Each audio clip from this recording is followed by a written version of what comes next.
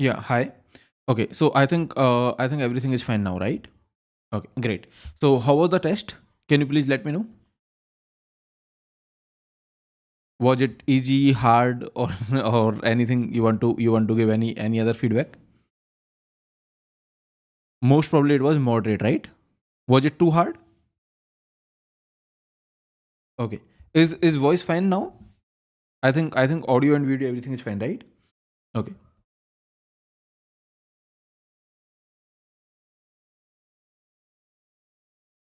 So in this particular session, we are going to see some of the subjects which I take at Go classes. So we are going to see some solution of those subjects, right? In this particular session, are you all excited?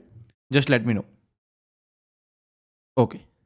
So let's just get started, and then we will see solution of some of the subjects. Okay. So let's get started. Now as you know that their like questions were not too hard, but there was questions which were little bit tricky, right? I mean, there were many questions which were tricky. So let's just see that how to solve them efficiently. Okay, let's just start with this particular question. So this is a question from operating system. What was the answer that you were getting?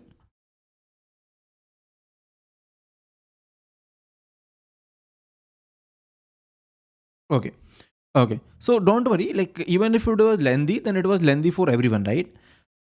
So now if you see this question, they are saying that there are concurrently executing threads in the same process using two semaphores. Okay, there are two semaphores which you are using, which is S1 and S2.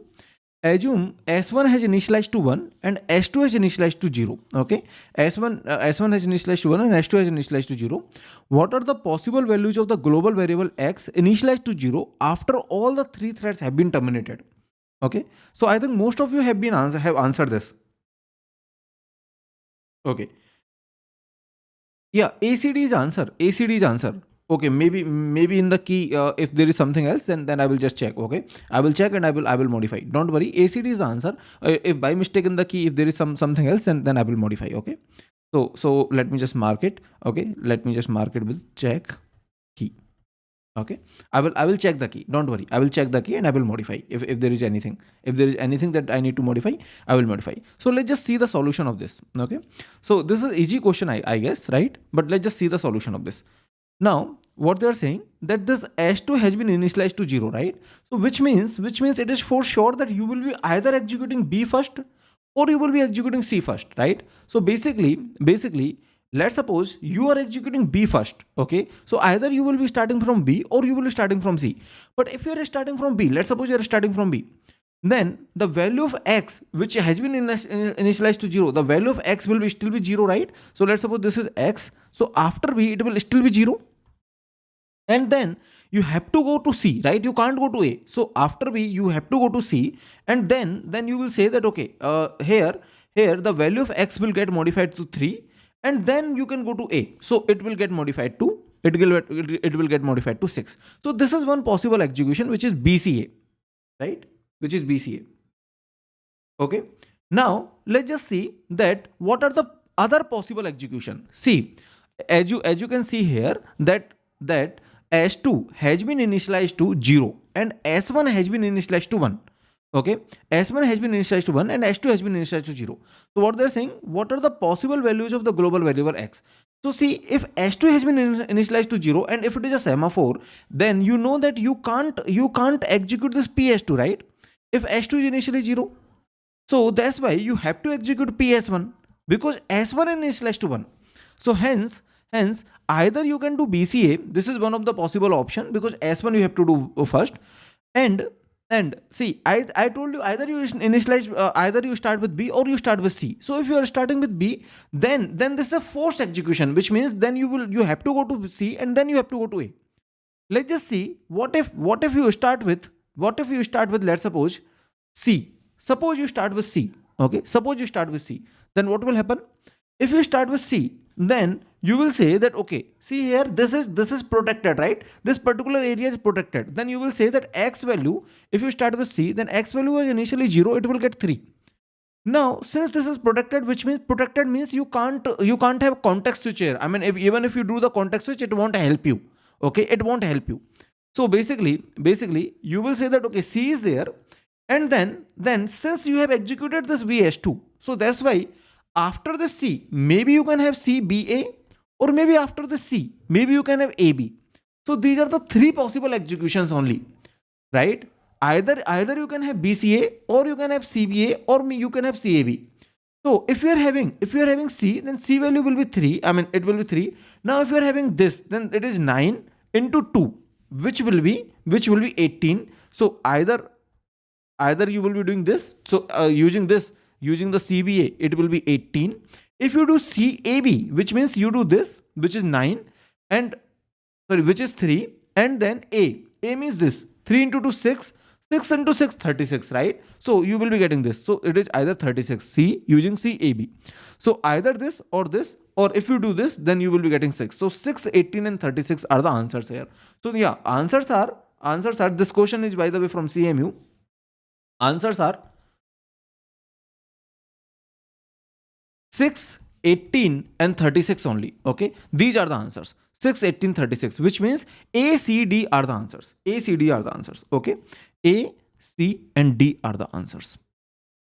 Okay, let me know if you have understood this particular question. A, C and D are the answers. Okay, so by the way, this question I have taken from CMU University. You might be knowing about the CMU. CMU is one of the top university, right, in the whole world.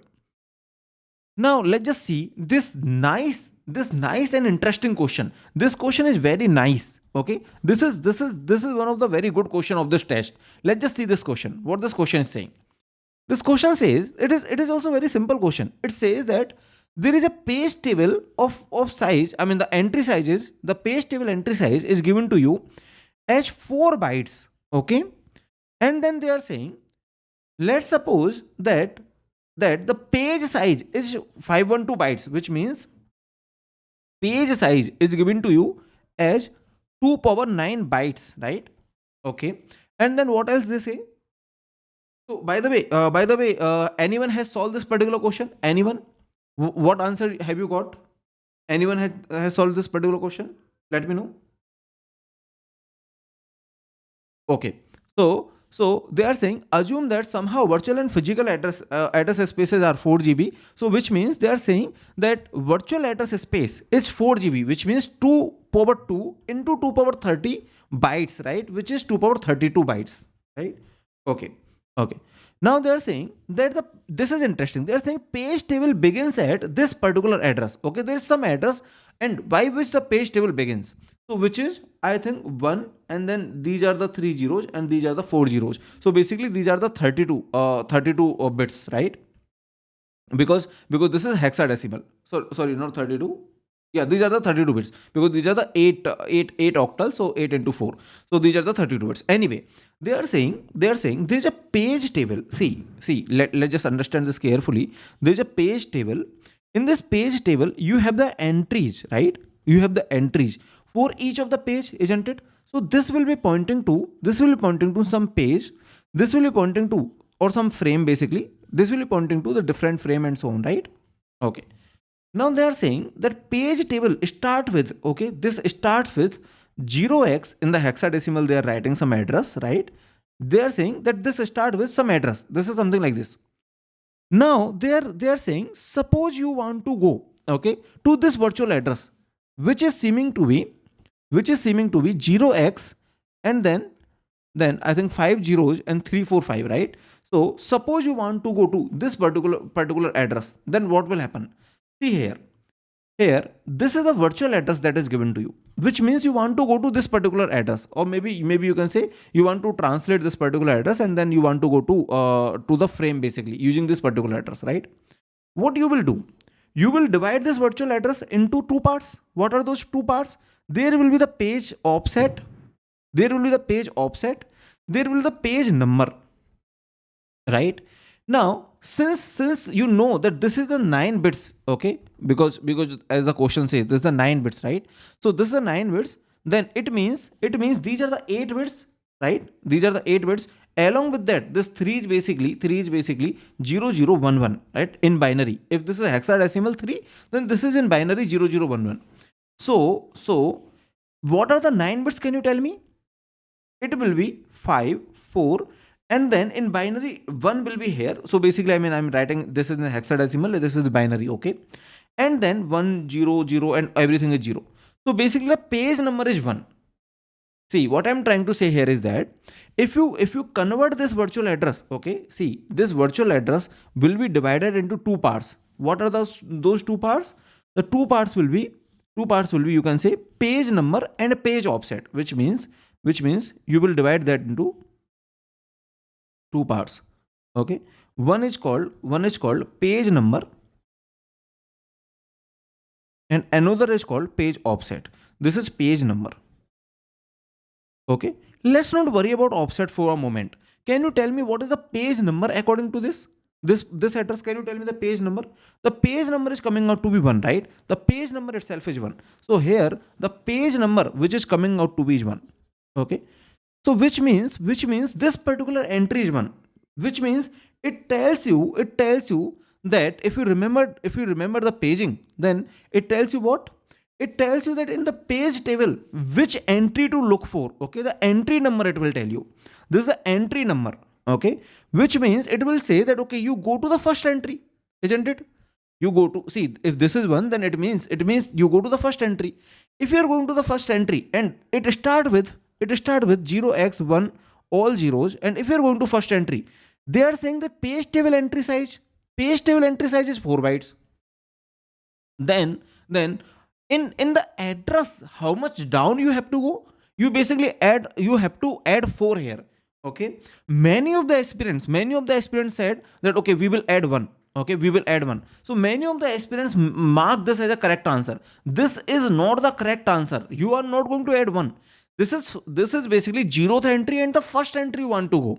You actually want to go here. Since you want to go here, that's why you have to cross these 4 bytes. So hence you have to add 4, not 1. So that's why the C is the correct answer here. Okay.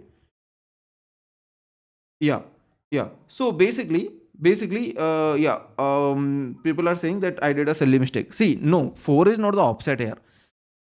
Okay, maybe you might need to refresh your concepts. See, you tell me. Let's suppose these are the page number. This is basically page number. This is page offset. Do you remember that? Let's suppose 8 bits.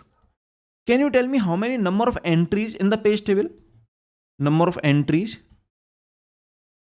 in page table. Maybe you can tell me. Can you tell me? This is 2 power 8, isn't it? Number of entries in the page table if these are the 8 bits, right?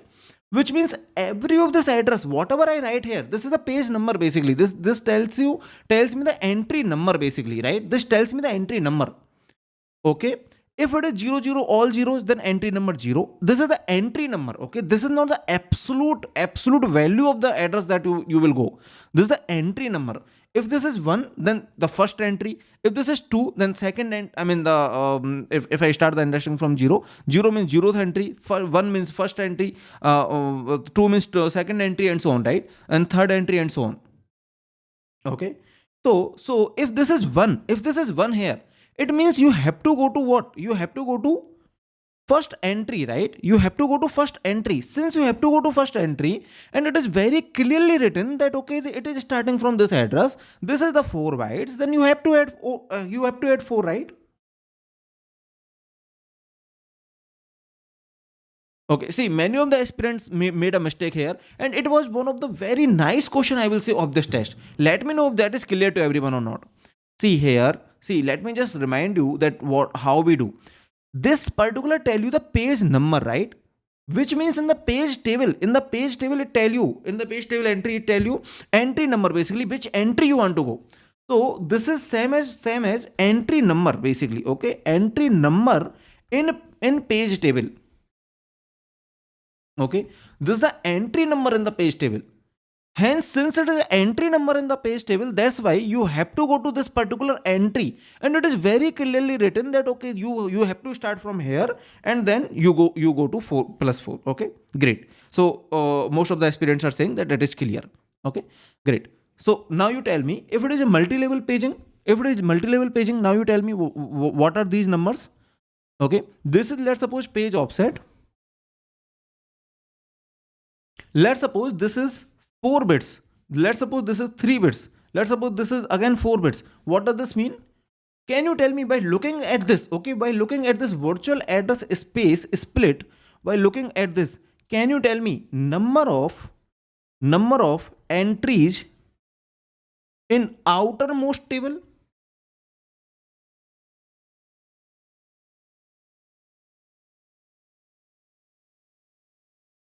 Okay, number of entries in the outermost table. Can you tell me? See, if this is 4, then can you directly tell me number of entries in the outermost table? It is basically 2 power 4, isn't it? It is 2 power 4. Okay, yes, it is 2 power 4.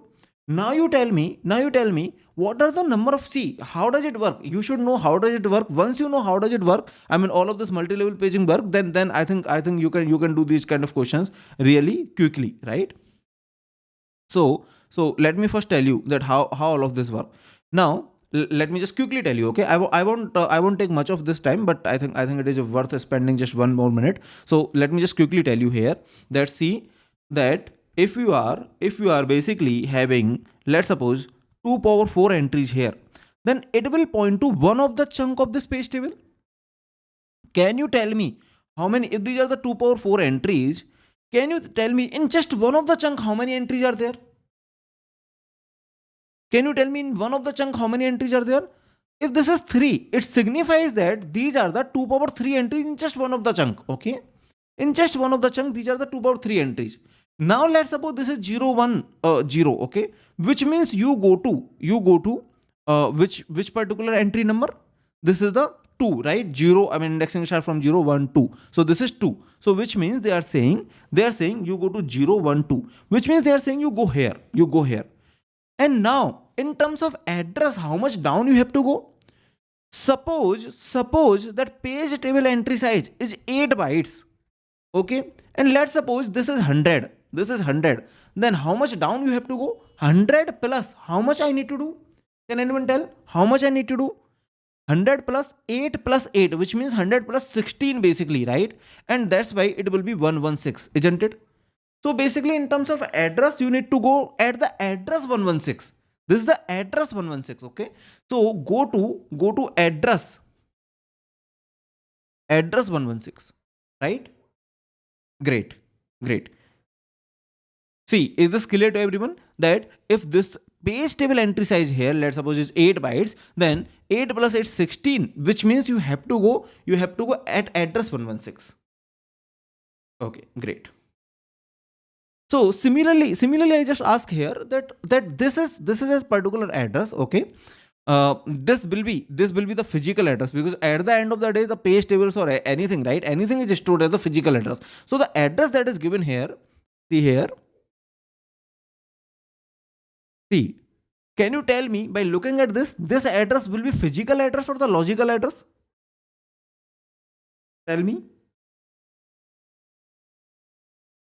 This will be the physical address. See, at the end of, ultimately everything has to be stored in the physical memory, right? So this will be the physical address, and then you go to 4 bytes down, and then you will be getting the physical address of the next entry, right? This will be the physical address.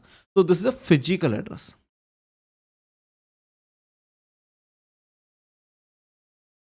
Okay, let me know if that is clear to everyone, and then we will move to the next question. Great.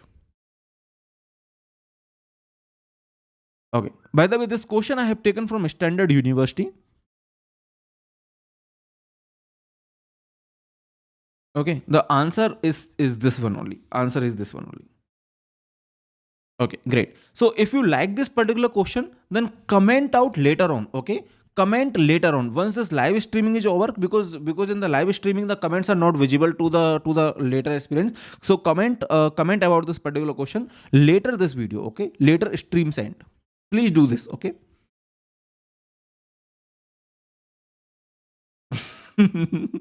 Okay, so there is a user who is saying, sir, Berkeley बोल दो एक बार. Berkeley आएगा. Berkeley आएगा, don't worry. पता नहीं, हाँ आने वाला है. ओके, आने ही वाला है. टेंशन मत लो. Berkeley के क्वेश्चन आने ही वाले. ठीक है. So now let me know how many of you have done this particular question. This was also a nice, simple and nice question. How many of you have done this question? Let me know. How many of you done this question? So see, this question is saying that suppose consider the following two blocks found in the separate file, right? Suppose these are in the separate file that you have got, right? So suppose these are the two blocks that you have got which are in the separate file. Now what they're saying, okay, initially they are in the separate file.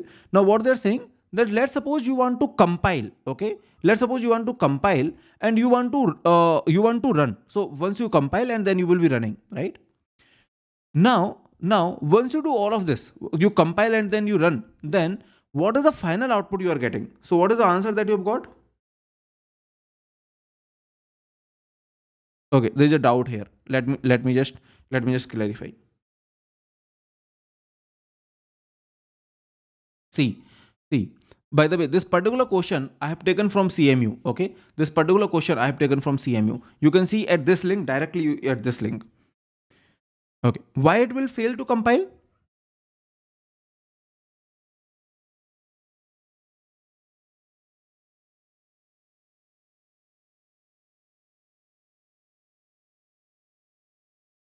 Okay. So let me just tell you. Have you heard about extern keyword? Extern keyword. How many of you have heard about this extern keyword? Let me know. How many of you have heard about this extern keyword? Let me just tell you that how to do this question. See, these are the two files that we have, right? These are the two files that we have. One is main.c. Another one is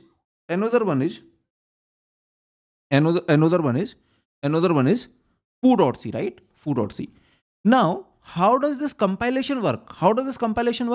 It says that it is very interesting. See, it says that you compile this separately. Okay? You separately compile. Compile this separately and compile this separately. How many of you have watched my video that is basically saying that journey of a program? Okay, journey of a program. How many of you watched that video? Let me just put that video in front of you. Maybe you will get to remember that what I'm trying to say. Okay, see, if you watch this, then it will be many times clear that what I'm trying to explain. Just watch this particular video. Okay, that video is available on the YouTube channel. So just watch this particular video, which is a journey of a program, a big picture, compiler, linker, assembler and loader. So I have explained everything here. Okay, so basically this particular question is basically saying that you will be compiling, right? You will be compiling, and once you compile, okay, so let me just take the screenshot from the same video basically. So once you compile, what is the extension that you will be getting? See here, this is from the same video. Okay, this is from the same video. So once you compile, you will be getting .s, and then once you after the assembler, you will be getting .o, right? Now if you can notice here, by the way, this particular screenshot I have taken from the same link. If you notice here the linking is happening. So what we do, basically we'll compile, it will be the main.o, If you compile here, it will be foo.o, okay? It will be foo.o, right? Now what will happen? If it is main.o, it is foo.o. Now if you compile them, then it will separately get compiled. It will also separately get compiled. Now you tell me, is there any problem in compiling this particular file? Is there any problem in compiling this particular file? What does compiler do? Compiler do line by line. It will go to this line. Tell me, is there any problem in this line? See, don't tell me there is no main function here. Do compiler really have to worry about the main function? Do compiler really know that, okay, there is some importance of the main function? No, compiler goes line by line. You just tell me, is there any problem? Is there any problem with this line? No problem. Any problem with this function? No problem. So it will just say, okay, let me just compile, isn't it? Right? Let me just compile. So So basically it will successfully get compiled. Now coming to this, tell me, is there any problem with this function? No. Any problem here? No. Now this foo, see, the functions are by default extern. Okay, just please revise your action keyword. Let me just tell you, functions are by default extern.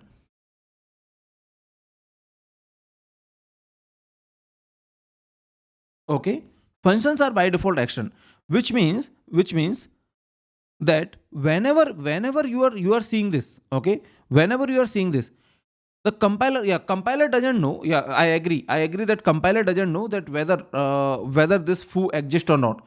Okay, so you are saying that it will fail to compile. That's what your argument, right?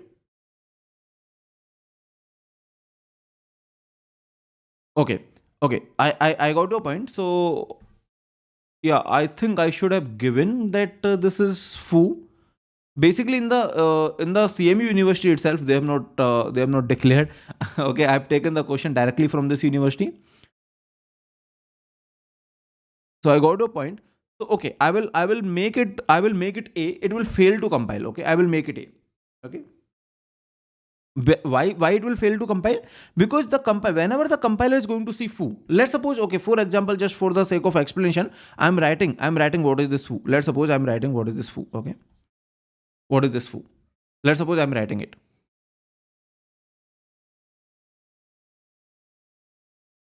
Okay, suppose I write this, that what is this foo. Now in that case, what is the answer? In that case, what is the answer? Then it will successfully get compiled, and finally what is the answer? Then if you're calling this foo, then it is as good as calling this, and then this is the global variable I, right? So then one will be the answer. But yeah, I agree here that I have not declared this foo in this question. They have not declared this foo. That's why the compile, it will fail to compile, right? Okay, it will fail to compile. Don't worry, I will get it will fail to compile. Okay, don't worry, I will give fail to compile. Okay, by the way, you can go to this particular link. Okay, interestingly, they have not also put the that, but that's fine. Okay, maybe because that was the old exam, and at that time, actually, these are the versions of C. At that time, maybe the C version. Okay, whatever the version that was there at that time. At that time, it might be possible that the function declaration may not be explicit. Okay, may not be explicitly needed. Okay, so it might be possible. But anyway, don't worry, I will give a as an answer. Okay, because this is old examination, right? Since this is old examination, maybe the version of C might be having some different problem. Okay, now tell me, were you able to solve this question? I think this question was easy one, right? Should I solve this? See, this question I have taken from Berkeley University. Let me know, should I solve this? Okay, they are just saying that D is pointing to A and star D plus equal to B plus C and so on, right? So I think this is easy question. Maybe you can solve this, right? So what is the answer that you have got here? I don't have the answer currently, but can you tell me what is the answer that you have got? Okay, so D was the answer, right? Let me know. Okay, great. Now let's just solve this question number 23. Okay, let's just solve this question number 23. What will the output on the execution of the following code fragment? So let's suppose some code is given to you, and then they are saying what is the output that you are getting. See, this number, or num1 is -1, which means what is the -1? What is -1? In the computer, how the -1 will get stored if you're using the C programming? It will get stored as 2's complement, which means all the ones, right? All the ones. Since it is all the ones, and now this comparison that you are doing, okay, this comparison is basically like this. See here, let's suppose you are using int, and let's suppose, let me just ask you one thing. Let's suppose you are saying int a equal to 5, int, or maybe float b equal to 6.3. Okay, suppose you are saying a plus b. Can anyone tell me the type of this expression? Can anyone tell me quickly type of this expression? This will be float, right? this will be float, because it is implicitly typecasted to the upper caste, right? Implicitly. So which means if int is here and then float is here, basically, right? Float is here. If you are using in one of the operand you are using float, in another you are using int, then automatically it will get typecasted. Similarly, if you are using in one of the operand you are using, let's suppose, okay, in one of the operand, let's suppose you are using, for example, unsigned int, and you are using signed int. So basically, this is, this unsigned come above the signed, okay? So if you are using at one place you are using unsigned and another place you are using signed, it will automatically get casted to unsigned, which means this number one, it is also unsigned, this is also unsigned, okay? So this is unsigned comparison, okay? This is unsigned comparison. So if you treat this particular value, which is -1 as signed, if you treat this as unsigned, then a huge number as unsigned, right? Huge number as unsigned. So all of this we have already talked, I mean, in our C programming lecture. Can you just confirm that how many of you already know all of this? We have already talked about all of this, right? So basically this number is actually, it seems like it is -1, but it's a huge number. So since it is a huge number, that is why greater will get printed, isn't it? Greater will get printed. So hence A is the correct answer, right? Okay, because number is a huge number if you treat this as unsigned, okay? It is a huge number.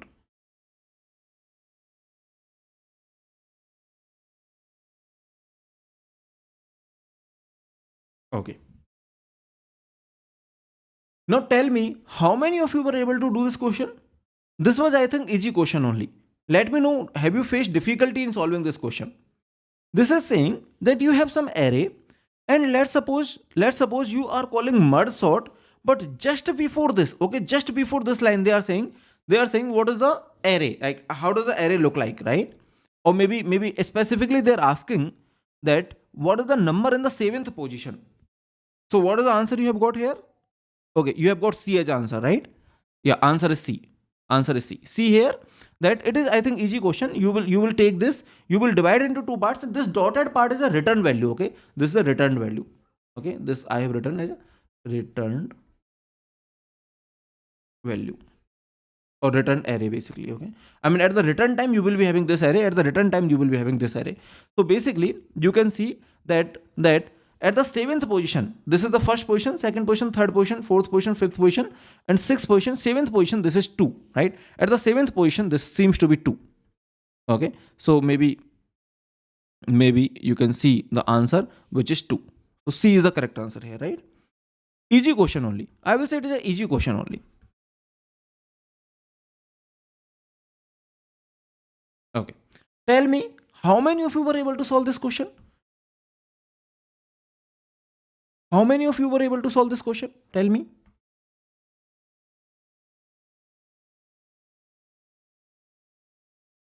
This was also easy question, isn't it? Isn't it? Can I skip this question?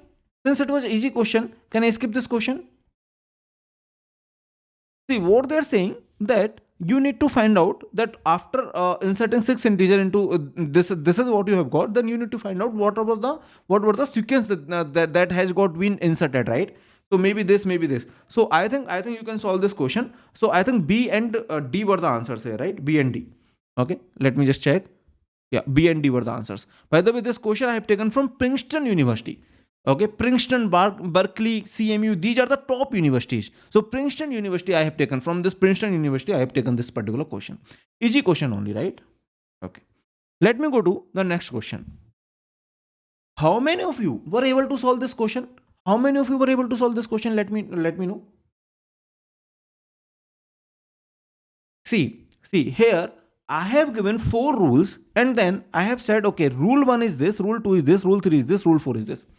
Now tell me, will you ever use this rule 1?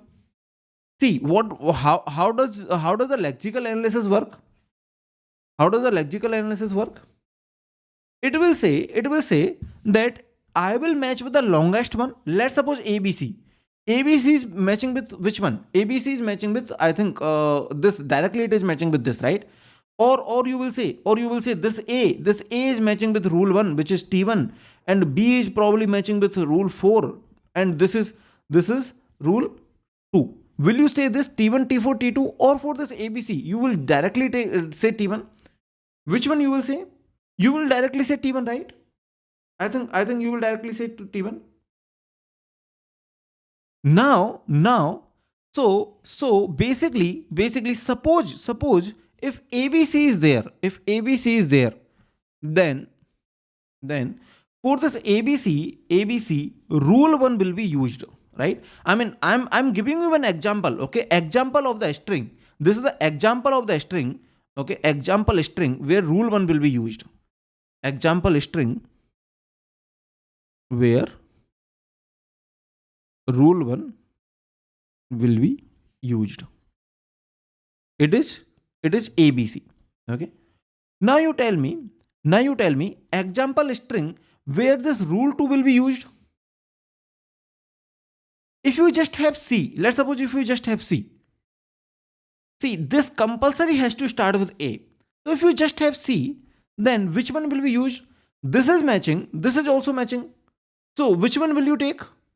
Which one is longest matching? This is longest matching, or 2 is longest matching, or 3 is longest matching? Tell me with this C. With this C, 2 and 3 both are the longest. I mean, C is the only one. If this is the string that you have, then it is matching with 2 and 3. But which one you will use?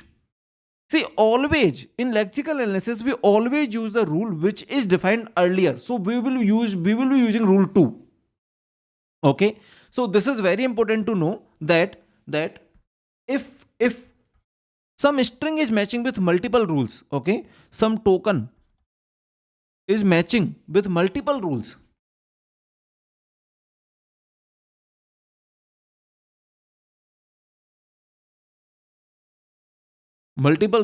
then we give priority to the rule defined above. Okay. See, here I hope you are able to understand the difference. This ABC, if you talk about this ABC, then this completely is matching with rule 1. That was the one option. And another option is that this A is matching with rule 1. And this B is probably, you will say, it is matching with rule 4, and this C is probably matching with rule 2 or something. So if you are having these kind of options, which means if you just say only you take this A, or you have option of ABC, then there is a rule called longest match. Okay. Then there is a rule called longest match. No, the priority, no, it's not like that. The priority is default. Okay. This question is from Stanford. Yes, I agree that priority was not given, but it is by default. In every place it is by default. Okay. So even if it is not given, in every place it is by default. Okay. The priority of the rule is by default that you will be taking the upper rules first. This question is from Stanford itself. Okay, I agree that if you are having confused maybe by this Lexical output the token with the longest perfect match, and what you will do if it is matching with 2, what you will do? Suppose the priority is not given to me. Okay, then you are just having C. Then what you will do? If you are just having C, suppose you are saying the priority is not given. If you are just having C, then what you will do? Yeah, there are PYQs on this. I don't remember the year, but if anyone remember the year, you can just send the link. Okay, the PYQ on this. So if C is given, then you will be using rule 2, not rule 3. If it is matching with multiple rule, you always give the precedence to the rule which is defined above.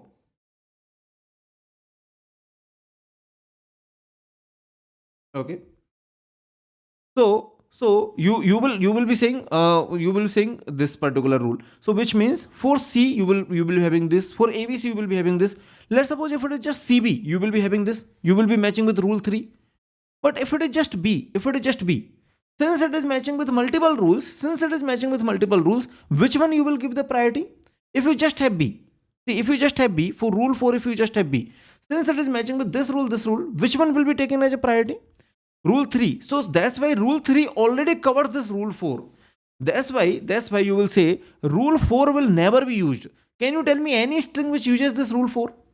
If you tell me B, I will say that, see, this is matching, B is matching with rule 4, with rule 3 also, but as per the priority, you will giving the priority to rule 3. Okay. So that's why this rule 4 will never be used. Okay. You can say for B we give priority to rule 3, right?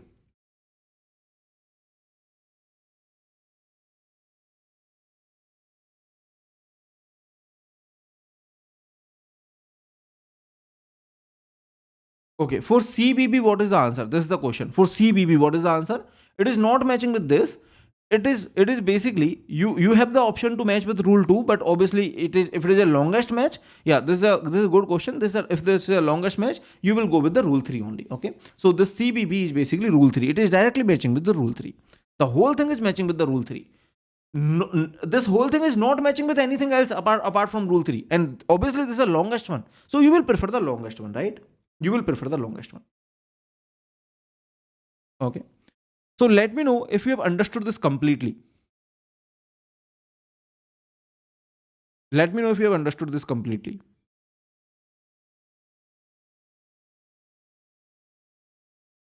So this priority and these things, I have already talked in the lectures, right? I have already talked in the lectures. So yeah, as per like we are already getting the comment that that some of the aspirants already remember this. Okay, from the about the priority from the compiler design lectures. Okay, so we have already taught this in the Go classes lectures.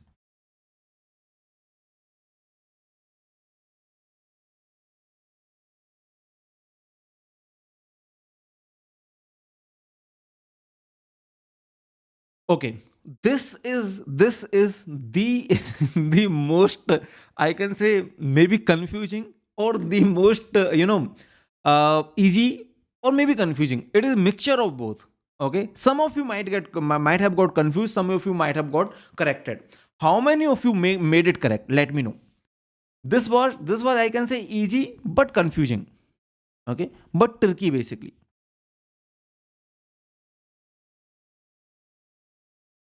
Yes, very good, Nishant. Yeah. So Nishant has written very correctly. So Nishant is saying that first we will go with the longest match, and if there's a clash, then we will go with the priority. Yes, that's the rule. Okay. For the previous question, yes, that's the rule. Let me also put your comment, okay, here, so that later on it will be clear to the aspirants.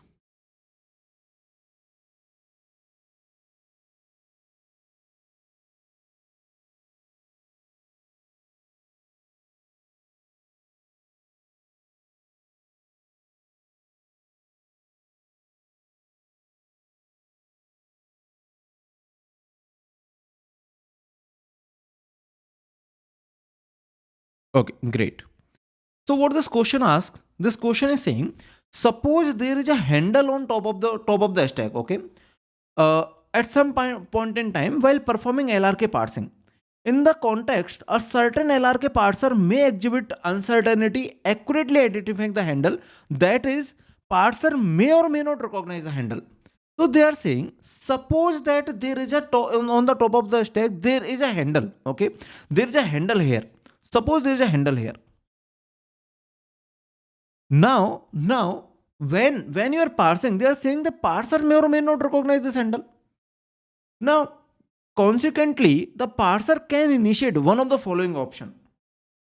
Okay. So, someone is saying, sir, why there was just one answer in MSQ?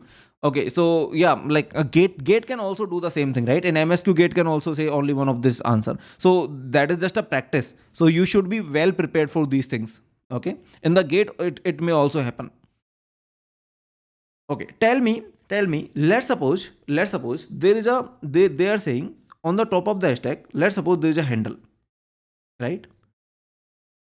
Which means let's suppose this particular alpha, ideally it should get reduced to, let's suppose, a. Okay, ideally let's suppose this particular alpha should get reduced to a, ideally, which means this is a handle.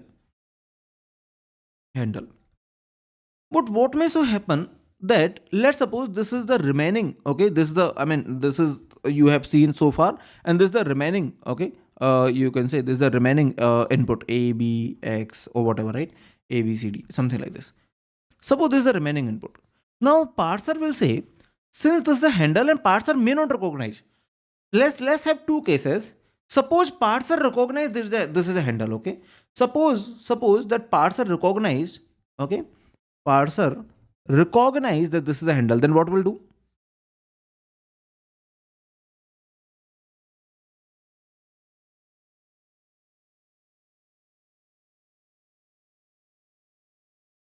What it will do? Tell me.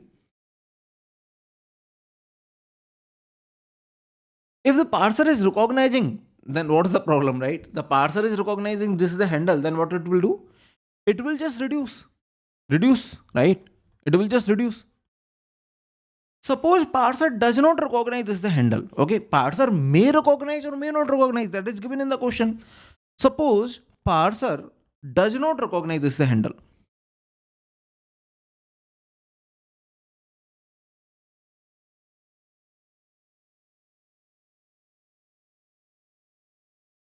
Then if the parser does not recognize, then parser will get confused. It's not that parser cannot overshadow this, okay? Then parser will always get confused. If parser is able to recognize reduce, if parser does not recognize, then it will get confused.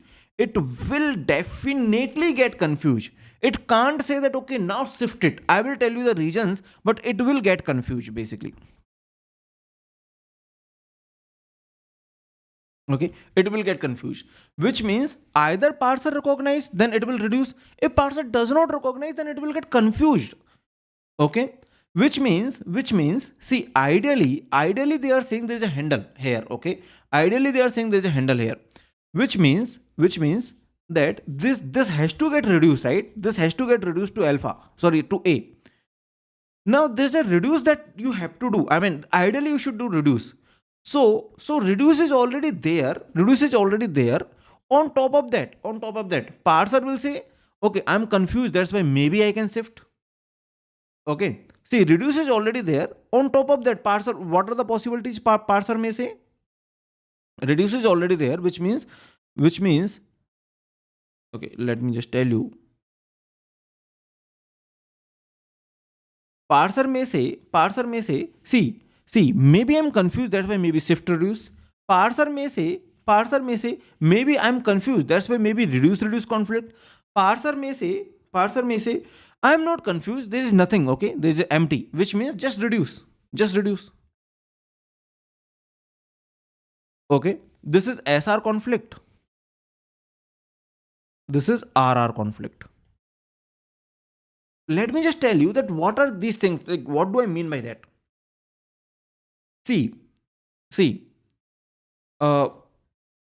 you understand little bit about the Bible prefix? Can anyone tell me what is the Bible prefix? Bible prefix, let me just tell you what is the Bible prefix. It is basically the set of all prefixes that can appear on stack in shift reduce parsing.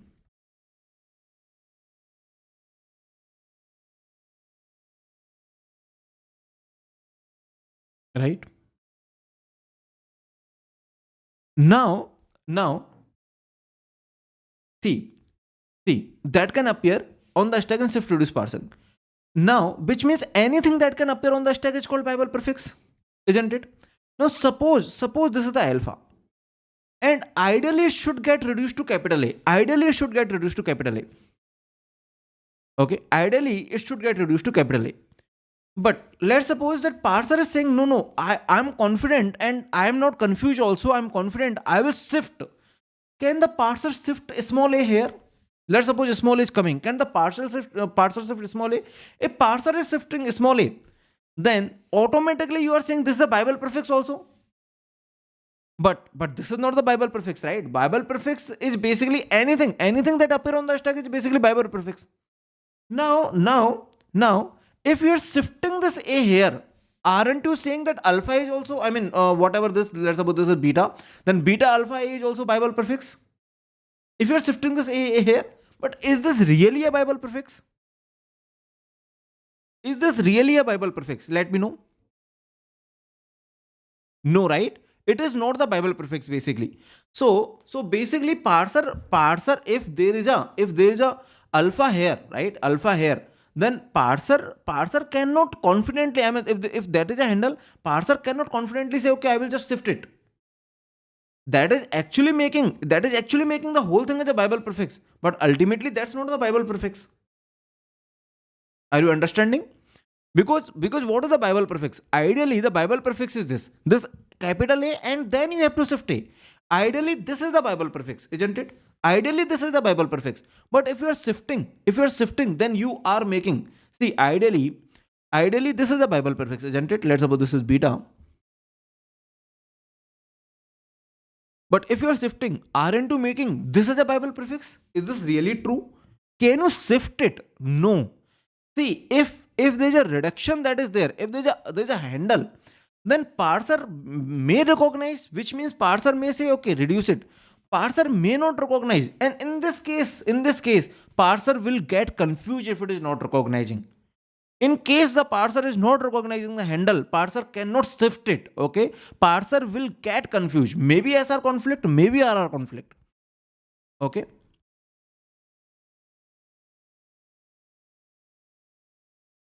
Okay. See, let me just tell you in one more way.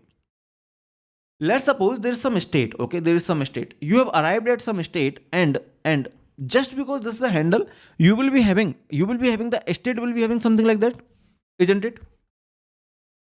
Isn't it? The state will be having something like that. That A gives alpha dot. Let me know.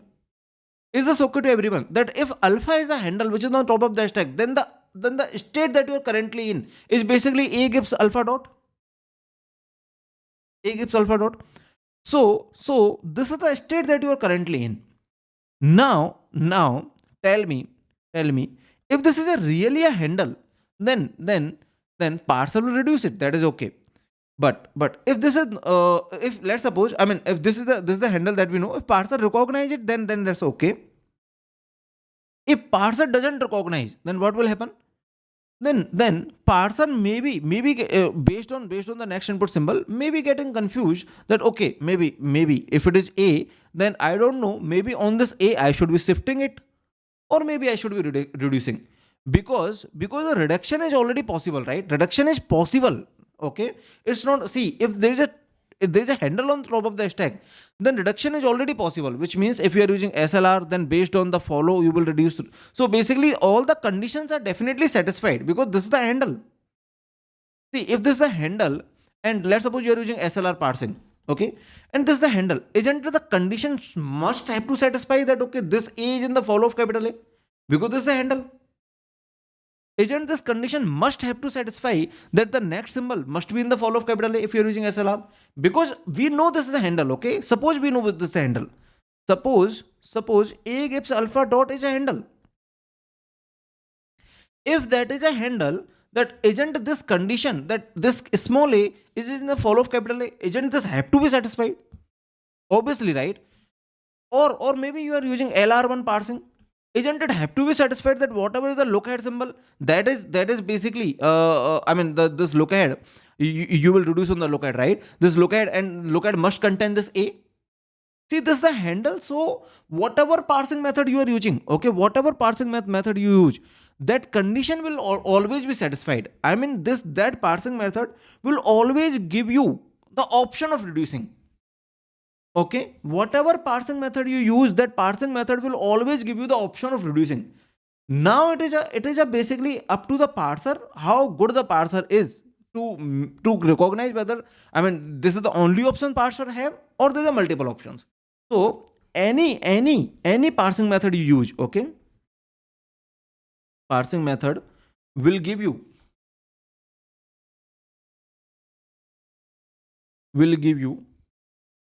option to reduce, because this is the handle. Okay, so all the parsing methods will say okay, this is a legit option to reduce, but it may be possible that parser may get confused. Okay, so it is not possible that okay, parser doesn't even have the option to reduce. Okay, parser, it's not like that the parser doesn't even have the option to reduce. Parser will say okay, let me just shift it. It is not possible. So if the top of the stack contains the handle, then parser may reduce it. If parser is not reducing it, then it will get confused. It is not like that it will get shift. Okay, I mean parser cannot shift on this. I think, I don't remember, but I think this was a 1 mark question, right? This was the 1 mark question.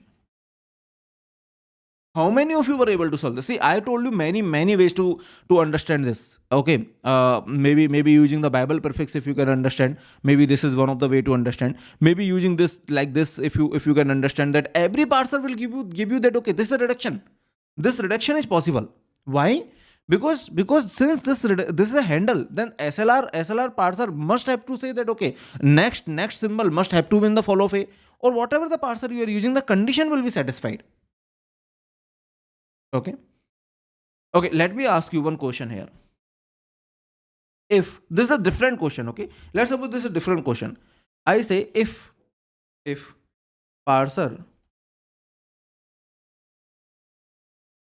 okay, तो 1 mark के लिए थोड़ा ज़्यादा conceptual हो गया, but ठीक है, मतलब थोड़ा आना चाहिए कि मतलब इजी था वैसे तो, बट पहली बार देख रहे हैं शायद इसलिए हो सकता है कि हैंडल है तो वो रिड्यूस तो है ही basically, right? Parser, this is superset basically. Parser, see this the like you can say this is the final answer, but parser may get confused in the all the possibilities. Okay, it's not like that parser is searching here. Okay, if the final answer is here, okay, which means that this is the reduction. Okay, parser may say okay, maybe I have two options, shift or reduce, or maybe I have two options, maybe reduce or reduce. Okay, and maybe I have just one option, reduce. It's not like that parser will be searching here. Okay, it's not like that. Okay, so let me just ask you something. If parser has shift option at some state of parsing, at some instance of, at some time during the parsing. Okay,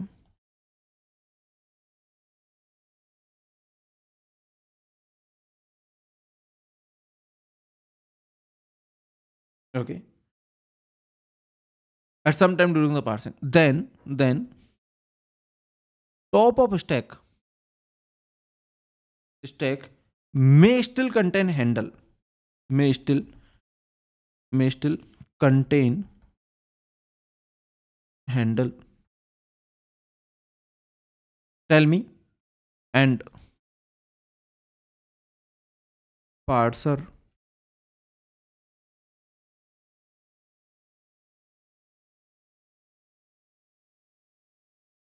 is this possible? If parser is saying confidently, parser is saying that okay, let's just shift it. Okay, confidently parser is saying let's just shift it, then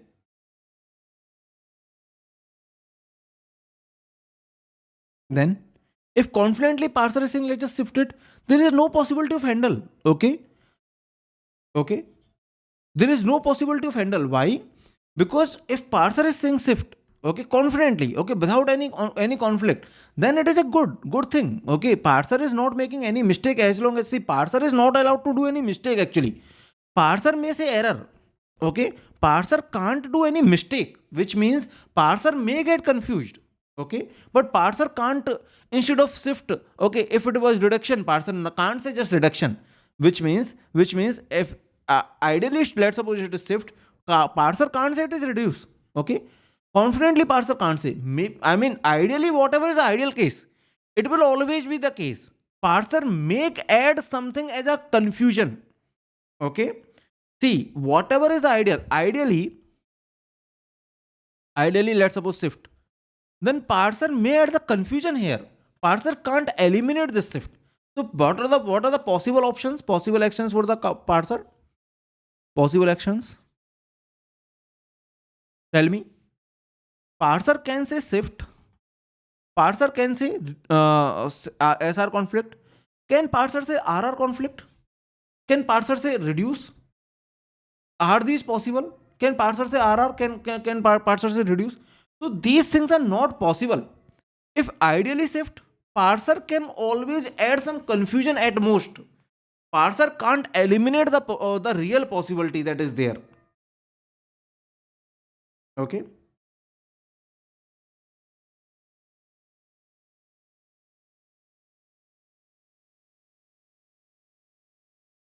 okay Nishant is saying sir parser confuse हो कैसे रहा है जब हमारे पास parsing table है तो नहीं parsing table में ही कंफ्यूज हो रहा है ओके पार्सिंग टेबल में ही यहाँ पे एसआर कॉन्फ्लिक्ट है ओके पार्सिंग टेबल में ही I mean that parser is not able to recognise maybe because of the SR conflict parsing table में ही कॉन्फ्लिक्ट है okay now tell me ideally if there is a reduce which means it is a handle on top of the stack. Okay, let's suppose ideally, okay, ideally there is a reduce. Then can you tell me what are the possible actions by the parser?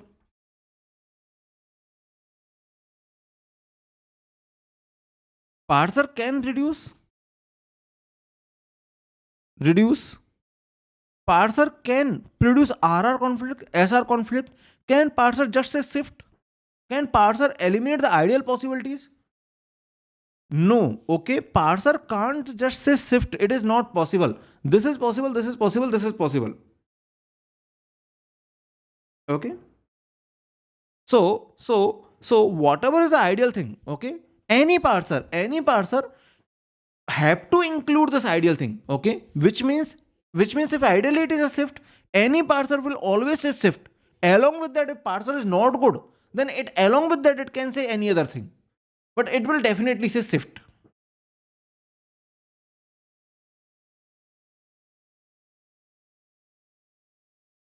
Okay. There is one user gate geek. He is saying, sir, as per the question, parser has shift option. Then it is not said that it does not have reduce option. So it may be possible that no no. So basically, the question is saying that which action parser will take, right? That can initiate which of the following option parser will initiate. So the question is very clear. That it means may execute shift without generating any conflict. Okay, without generating any conflict. So it is clearly written in the question that without generating any conflict. Okay. Okay.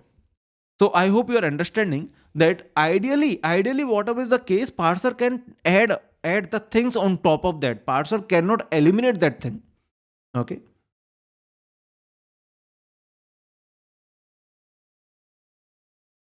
Okay. So that's why A, B, C are the correct answers here.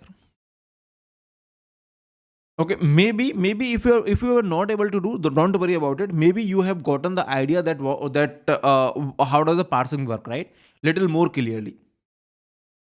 Okay, just enjoy this question. Don't worry about the answer. Okay, just enjoy this question.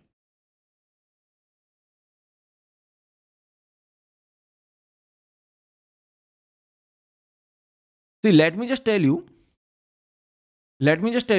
These particular things, the handle, Bible prefix, these particular things, have you ever seen in any coaching? Okay, have you ever seen in any coaching? The coaching, let me tell you, let me tell you what other coachings ask in the test series. Can you tell me?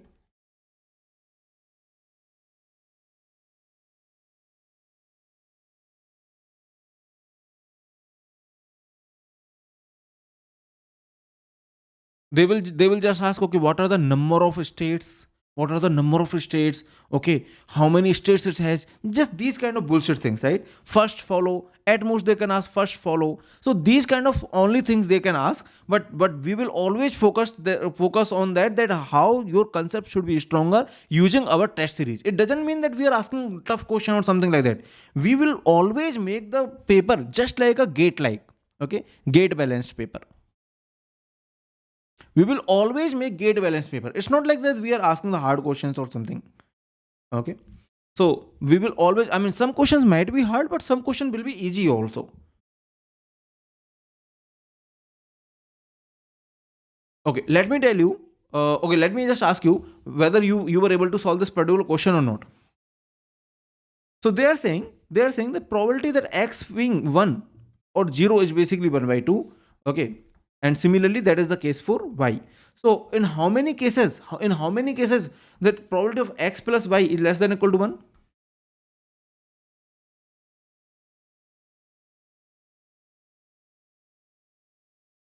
How many cases? See here you will say this is same as probability of x plus y equal to maybe 0 or x plus y or means union, right? Or equal to 0.5 or x plus y equal to 1. Okay, these are the three cases. In random variable case, this or can always be written as plus. Okay, so why that is the case? Because like I'm not going to in the detail, and you also currently don't need to do don't need to know as per the exam is near. But in the go classes lectures, I have told you that any random variable x equal to a or x equal to b is always disjoint, right? Always disjoint. These two events x equal to a and or x equal to b is always disjoint. So anyway, you can just add all of these probabilities and then you can get your answer. I think 0.25 plus 0.25 plus 0.25. So basically 0.75 was the answer here, right? Okay. Yeah, I think something like that, right? If I remember correctly. Okay. In go classes lectures, I told you that these kind of events are disjoint. How many of you remember that these kind of events are disjoint? Anyone? Because x is a function, right? And if a function is mapping, let's suppose w1 w2 to a, then it can't map w1 to b also, because it is a deterministic function. How many of you remember this thing, that if x is mapping w1 to a, then it can't map w1 to b also. That's why these kind of events are always disjoint. How many of you remember? So similarly, see here, this x plus y, you can think of a new random variable z. Okay, don't worry about it. You can think of this as a new random variable z. So if it is a new random variable z. So that's why whenever there's a or, you just think of this as a plus. Okay, great. How many of you were able to solve this particular question? So this question also not very tough, I think. This was easy one. So you can use tree method here. You can combine two of the coins. So they are saying two fair coins, and third one is biased, right? Fair coin. This is biased. So this is 2 by 3 probability, I think. This is 1 by 3 probability. And then this is basically maybe head can come, tail can come, head can come, tail can come, right? And here this is 1 by 2 probability, 1 by 2 probability. This is P, I think this is 1 minus P. They're asking that lengths of head. So okay, so basically they're asking that you already know that head is there. Head is there. You already know what is the chance that it was a fair coin, right? Fair given head. So you can use this tree method. Okay, you can use this tree method. So what is the answer here? The answer that we are getting is basically 1 upon 1 plus p. Okay, b.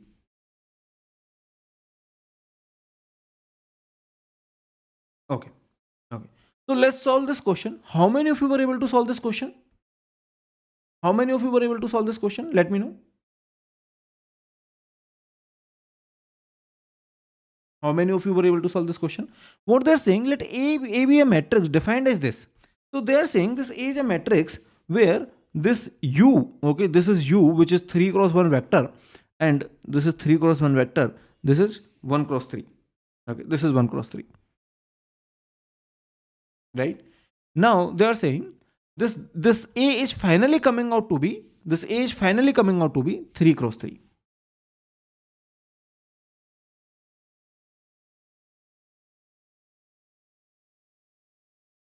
right? Now you tell me, they are saying that what is the maximum number of non-zero eigenvalues possible for a matrix A, the matrix A. So this is 3 cross 3, which means there will be 9 elements. Okay, there will be the 9 elements here. Then how many maximum non-zero eigenvalues possible? That is what that is what they are asking. Can you tell me, this is UV, okay, UV transpose. I mean, V transpose will be something like this, right? Can you tell me how does V transpose U look like? I mean, you might be currently wondering that why I'm even asking this, but can you tell me how does the reverse thing, which means this V transpose U look like? This V transpose is this one and U is this one, right? It will be just like 1 cross 1 matrix, or you can say it is a scalar, right? 1 cross 1, 1 cross 1, isn't it? Because this is 1 cross 3, this is 3 cross 1. So finally, V transpose U is basically 1 cross 1. Okay. Okay. So this is just a scalar. Now there is one very nice property, if you might remember, that we have already discussed, and this is IIT professor's favorite question, has been asked 2 times in GATE and maybe multiple times, but I don't know, right? I mean, I have not observed, but maybe more times. Okay, I mean, in this particular video, I have just solved it. That okay, 2 times. That non-zero eigenvalues of AB and BA are same. Okay, non-zero eigenvalues of AB and BA are same. So whatever is a non-zero eigenvalue, do you remember this? Non-zero eigenvalue.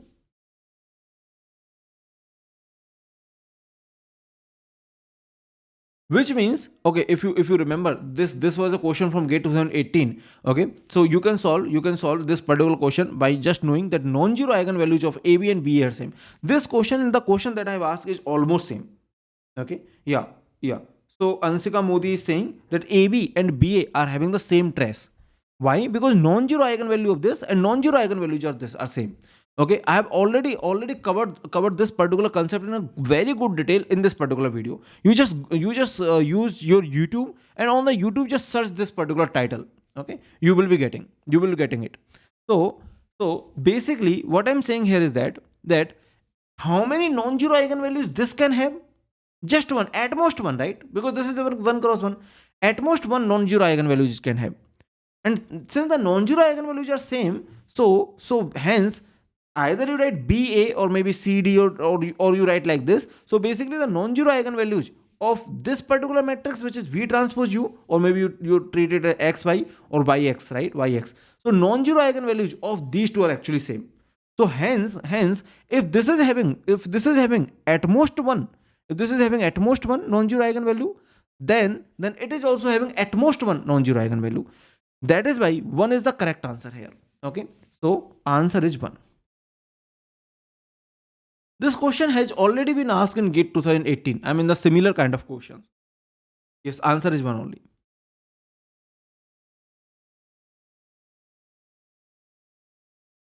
Okay. Is there any mistake in the key? Oh, I will just modify this. Okay, I will just modify this. Okay, don't worry. I will just modify this. Okay, this question was easy one, right? This question was easy one.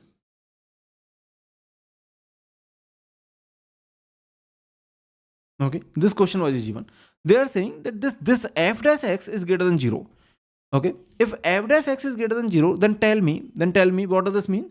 That function is increasing at x, right?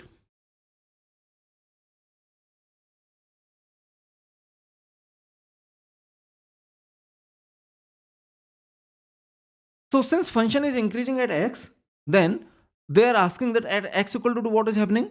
See, it is not 0, so local minimum maximum doesn't exist. So that's why you will say it is increasing. Easy question only. Easy question. See, can anyone tell me that if f dash x or f dash a is greater than 0, then why we say it is increasing function? Why we say it is increasing function? Because this f dash a, like we have already covered these things, but let me just quickly tell you, it is basically nothing but something like this, right? Something like this. So if this is greater than 0, then from this you can say f a plus h, which means if this h is basically 0 plus, which means if you are increasing the value, then if you're increasing the value, then you are definitely sure that this a plus h is basically greater, right? That's how the differentiability is defined actually. Okay, so that's how the differentiability is defined. Anyway, so there are multiple interpretations, but yeah, the C is the correct answer, right? But what can you say? What can you say further? Okay, using this particular sign, which is negative, what can you say further? See, the increasing also has two types. Okay, this increasing, okay, function is increasing, but increasing also has two types.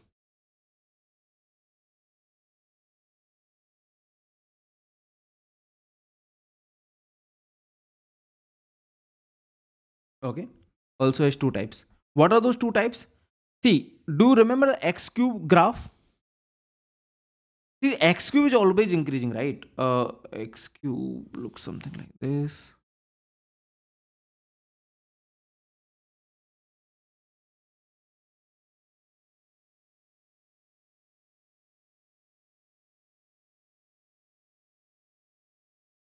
Okay, maybe you can say this was x equal to 0.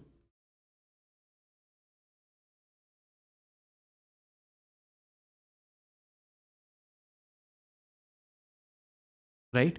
So x cube is always increasing. But do you remember one? Do you notice one thing? Here it is down. Here it is down. Here it is up. Right? Here it is up. So you can say here. I mean this is differentiation is x square. Okay, sorry, 3x square. Okay, and the double differentiation is 6x or something. So here, if this is 0, then if the x is negative, if x is negative, then the double differentiation is negative. If double differentiation is negative, then it is increasing, that I agree, it is increasing, that I agree, but it is called down. Okay, concave down, it is called concave down. Okay, it is something called concave down, right? So basically if it is here, like if f double dash x is actually 6x, if it is something like this, then if it is greater than 0, if f double dash is greater than 0, then it is called up. Okay, convex up or something like that, or concave up. I mean, you just say up, don't worry about the convex concave up. So basically, if it is negative, then what does this mean? It is increasing, that I agree, but something like this. Okay, something like this, the behavior will be something like this. It is increasing, but the behavior will be something like this. Okay, so that's why, I mean, you don't need to know all of this to solve this question, but I'm just telling you in the advance. Okay, cool. Now answer is C here. Great. Now, how many of you were able to solve this particular question? Let me know. How many of you were able to solve this particular question? So what they are saying, on a wireless link, the probability of successful sending is 0.1. Okay, which means expected number of packets. If you remember, okay, if you remember expected number of packets, how many? 1 upon 0.1, which means 10 packets that you need to send. If 10 packets that you need to send, what is the expected number of packets that experiences timeout to send one packet? Total 10 packets you need to send, and they are saying timeout occur on the unsuccessful transmission only. So how many are unsuccessful? Obviously 9 are unsuccessful and last one is successful, right? Last one is successful. So that is why 9 is the answer. Okay. Do you remember if you are a goclasses student, then do you remember in stop and wait we have solved something like this, that okay, 1 by p is the expected number of packets. Okay, then from this 1 by p minus 1 and 1, these many packets take RTT, I'm sorry, this timeout time. Okay, in stop and wait, because these many timeouts will be there, these many packets will take timeout time. This packet, only the last packet will take RTT time. Okay, which is the retransmission timeout time. Okay, do you remember this? That, I mean, this was one of the tricky question we have done in goclasses lectures, in stop and wait, and that was some university question. We said that okay, if 1 upon p is the expected number of packets that you need to send, then 1 upon p minus 1 will experience timeout, and just last packet will experience RTT. How many of you remember? Okay, anyway, so basically 9 packet will experience timeout and 1 packet will experience RTT. Okay, this particular packet will experience timeout. So hence 9 is the answer here, not 10. Okay, 9 is the answer. Easy question only. It should be doable. Okay, it was 1 mark or 2 mark. I don't remember it. I think it is question number 32. So I think it was 1 mark, right? It should be 1 mark.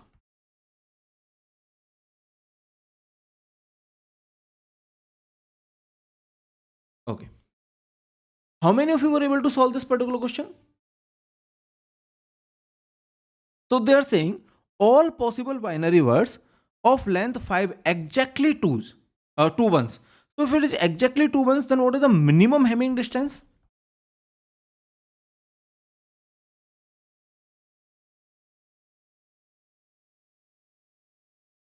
What is the minimum Hamming distance that you will be getting? Can you tell me?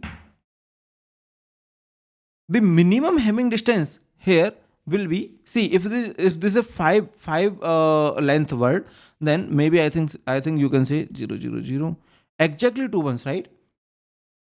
So if we are differing here, maybe you can do something like this, right?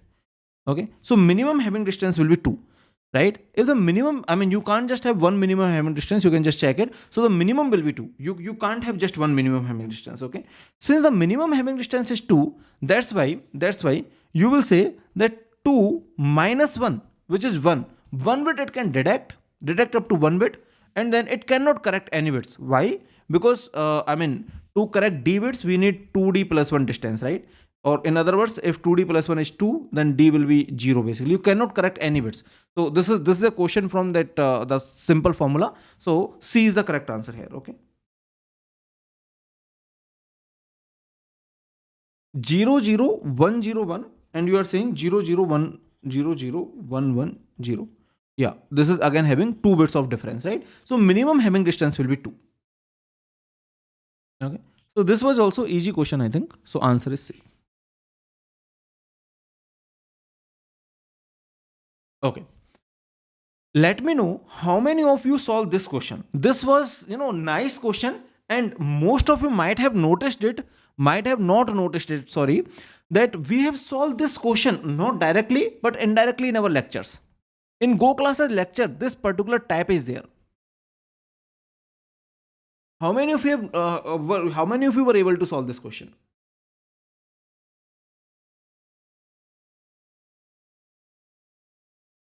Okay.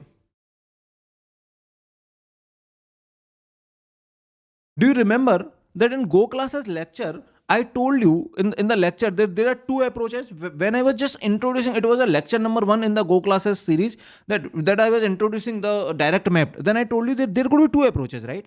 Maybe you can say that this belongs here, this belongs here. I mean, maybe you can map. See, if these are the 4 lines, then we say that this is line, this belongs to line number 0, this is line number 1, this is line number 2, this is line number 3, this is line number 0, this is line number 1, like that, right?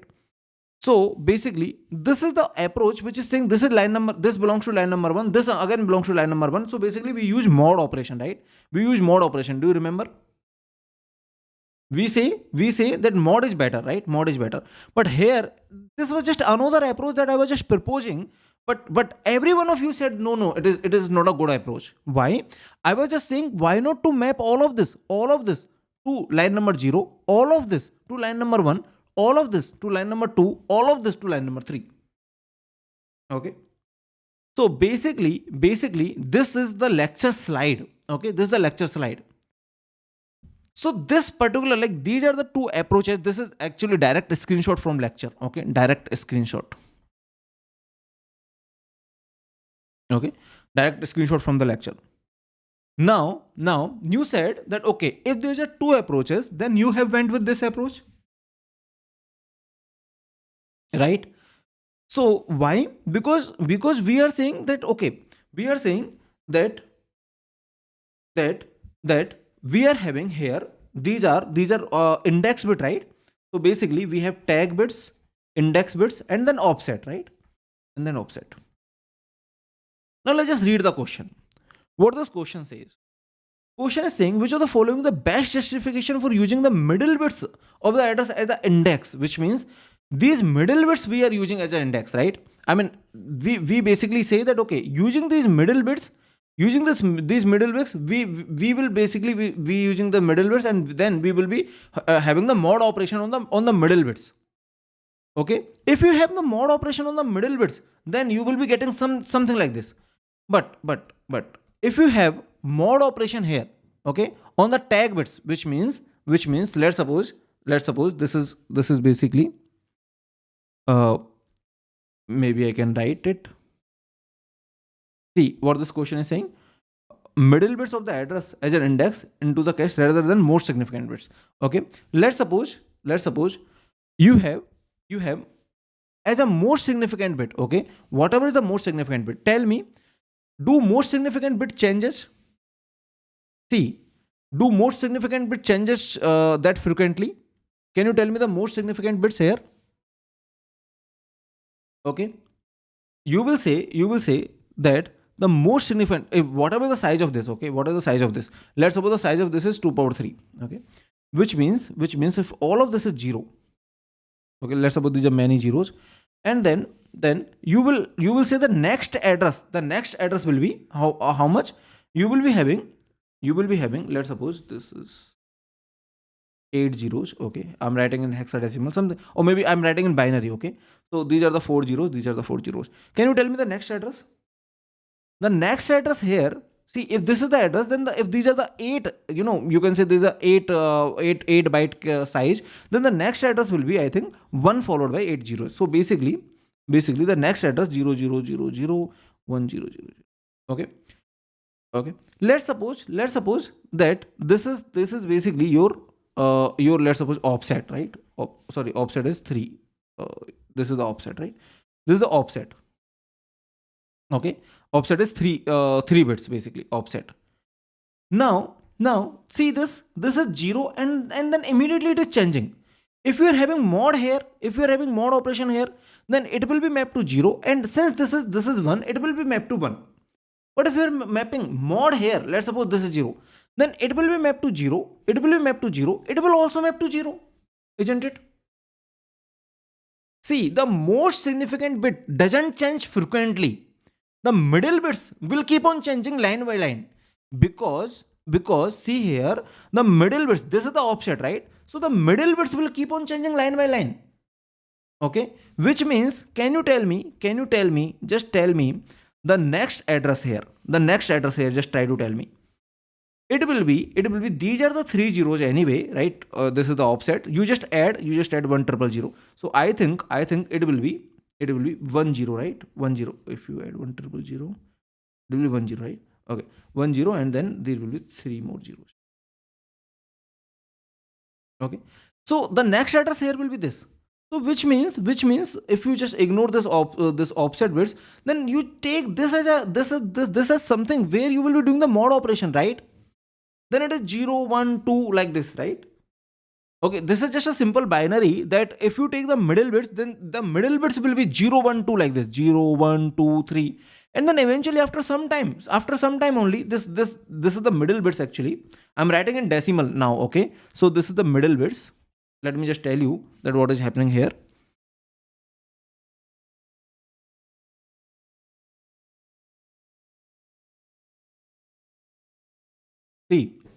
See, let me write in decimal. So basically I'm writing in decimal. Okay, which means last bit in that decimal will always be 0.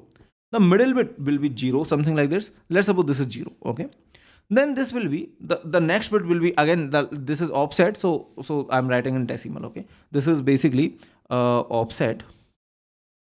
This is middle bits. Okay, some middle bits. This is basically, you can say, the most significant bit, right? Now it will be 1, it will be 2, it will be 3, and after, let's suppose these are the only three bits, or sorry, the 2 bits you have. Okay, I mean, let's suppose you have 3 bits here, so 4 5 6 7 8. Once it is 8, then only it will be again 0, until then it will be 0 0 only. Okay, I'm writing in decimal. Okay, and then it will be 1. So basically if you use this as a just think about it. If you use this as a mod operation, okay, as an index, if you use this as a mod, you do mod here, won't it be the problem? Are you getting my point?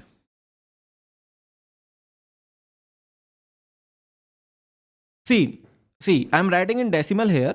This will be, let's suppose you have middle. Okay, I'm just saying middle में आपके पास 3 bits हैं. Okay, offset में भी let's suppose you have 3 bits. Okay, and then this is the most significant bit. Whatever it is, doesn't matter. Let's suppose 5 bits. Okay,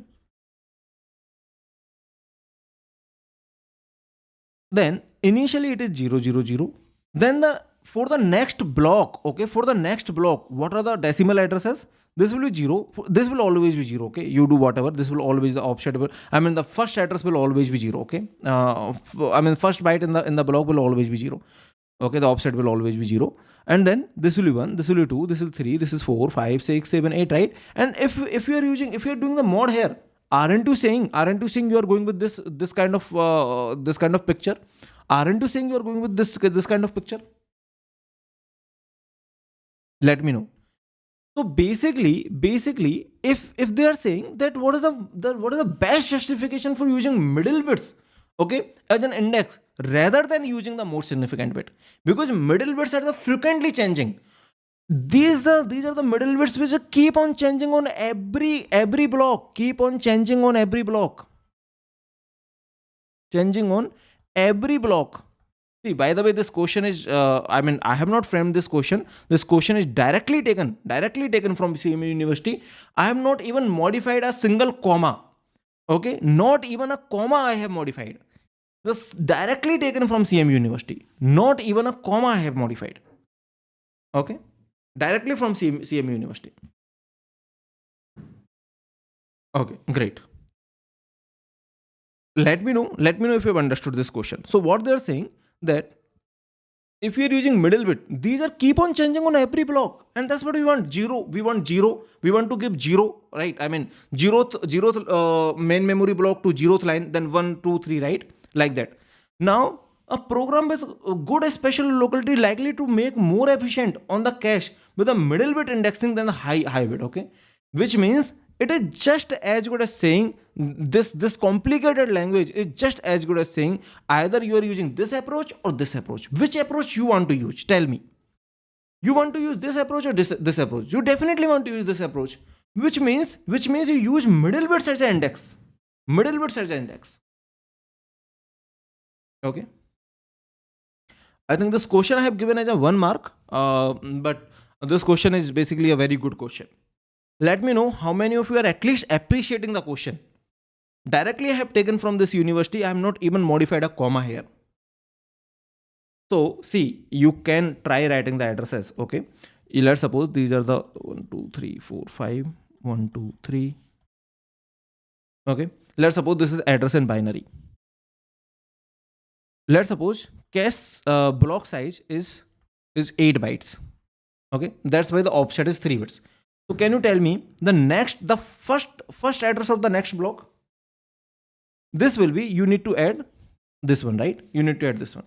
So basically this is the first address of the next block. What is the next address? Then you will be again adding this one, which means if you add what is the next address of the first block, then it is basically, right? What is the next address? Right? Basically you will keep on adding this thing, right? You will keep on adding 8. You keep on adding 8. Okay. What is the next address? Then you again add 8. This is basically this is 3, then you will be getting 4 like this, right? So basically, if you notice, obviously this won't change, right? This won't change. If you use mod here, then you are saying, okay, you are doing the clustering. Basically, all of these contiguous blocks you map to the one thing. All of this contiguous. So you don't use this as index. Okay, let's not use this as index. If you use this as index, you are doing the mod here basically. Okay, great. So hence, what is the answer?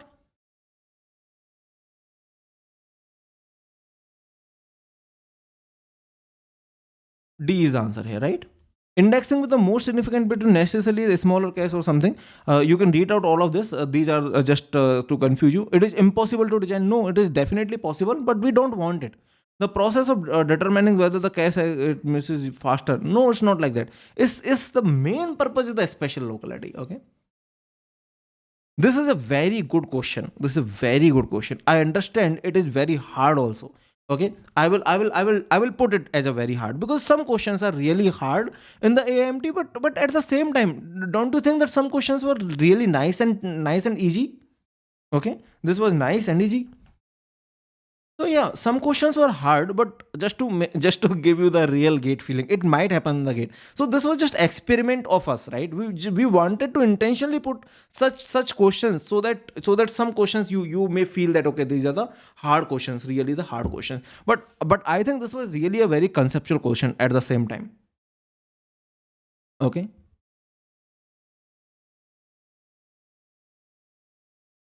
Okay. How many of you remember that we discussed these two approaches? Most of you, right? Okay. So if you're go classes student, then you might remember. Okay. I think here also the answer key was having some problem. The answer are A and B, right? So what are the answers that you have got here?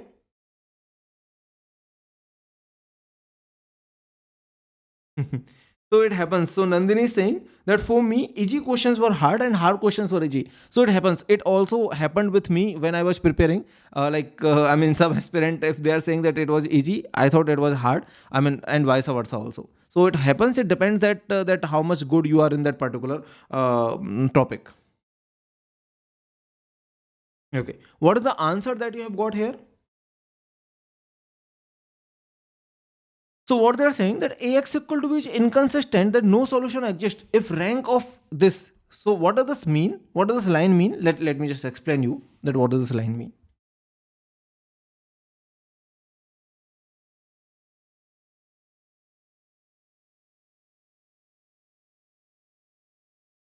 See, it means that this b, okay, whenever you are putting this b is basically adding some extra information or adding some extra dimension, you can say, right? So this b is adding, you can say, some extra dimension, which means you can say this b is not in the column space of this, or maybe in other words you can say that this b can't be generated using this, right?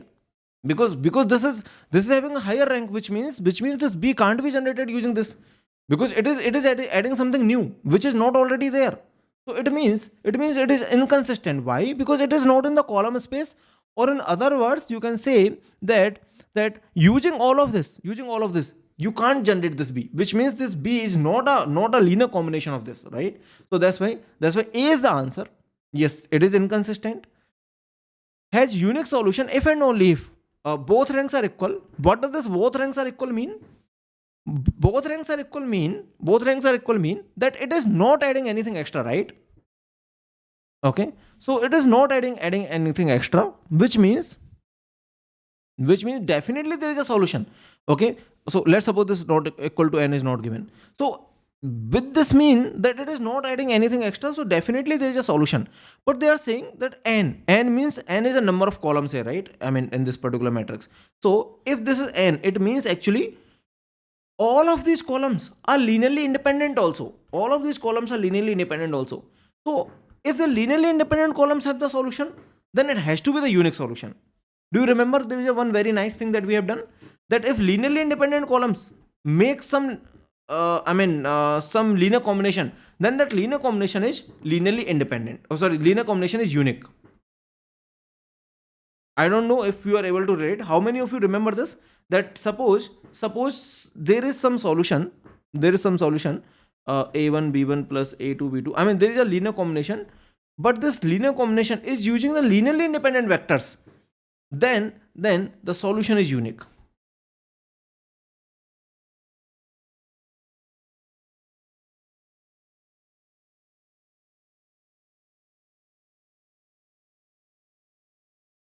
Okay. So A and B are the answers. Now let's just see the other options. Ax equal to b has infinitely many solutions if and only if both are equal. If both are equal, then what does this mean? It is not adding anything. Then there is a solution, that's for sure. But maybe unique, maybe infinitely many, right? It will depend. There is a solution. So there is a solution that is for sure, but it is infinitely or not, we can't comment. Inconsistent if and only if rank of, it is not even possible to have rank of A greater than this, right? It is not even possible. So that's why A and B are the answers here. Okay. Cool. Let me know if you have understood this.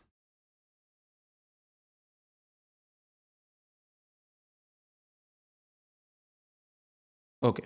Okay. Now there are, there are many couple of very very good questions that we have to solve. Okay, especially I will say this particular question was a very nice question, extremely nice question. This particular question is very very nice question, right? How many of you were able to solve this question? This particular question, let me know.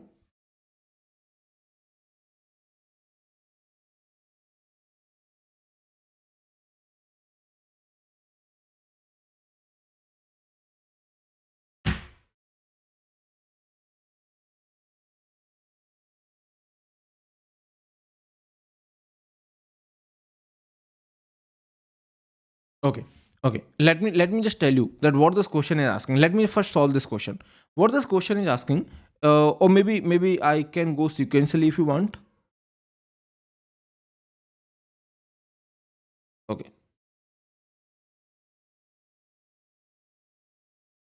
Yeah, you will get the update in the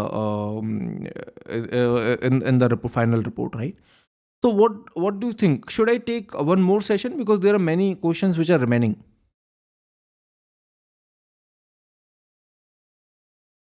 Should I take one more session in the morning probably? Okay. Okay. So we can do one thing. We can take one more session in the morning, right?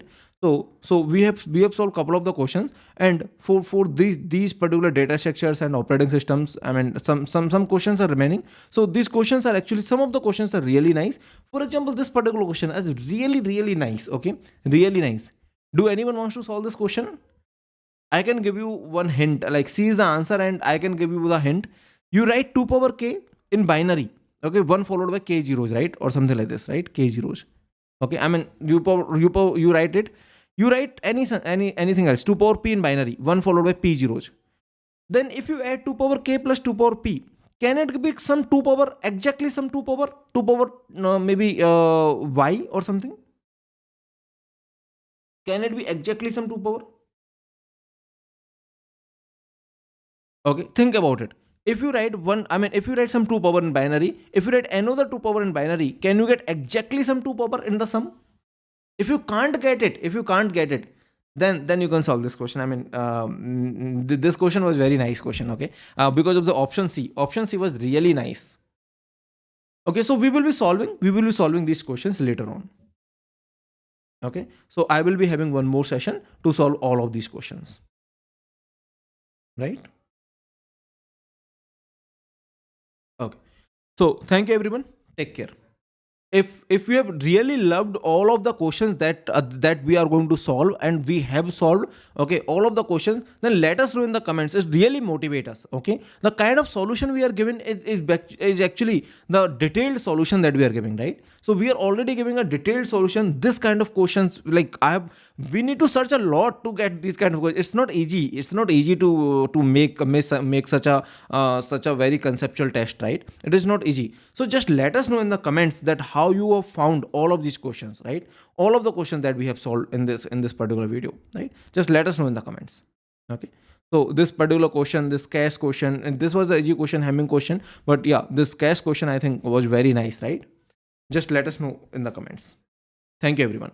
So we will be having one more session just for my part, and Deepak will be taking other sessions. Okay, thank you. Take care. Just let us know in the comments that after this video end. Okay, don't go anywhere. Just after this video end, just comment it out. Comment it out that how was the AIMT, which particular question that you have really liked in this particular session. Okay, which question you have really liked. Just let us know in the detail so that we really get motivated. Okay, with your feedback. Thank you everyone. Take care.